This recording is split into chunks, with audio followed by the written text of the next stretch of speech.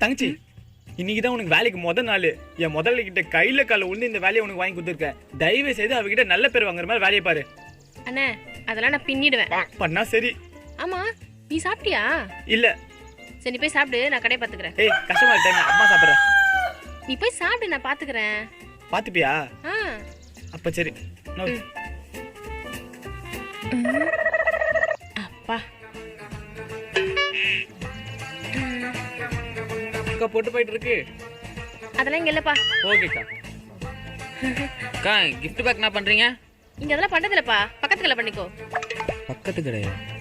மா பூ தொட போறக்கா. அந்த தொடப்பெல்லாம் இங்க இல்ல.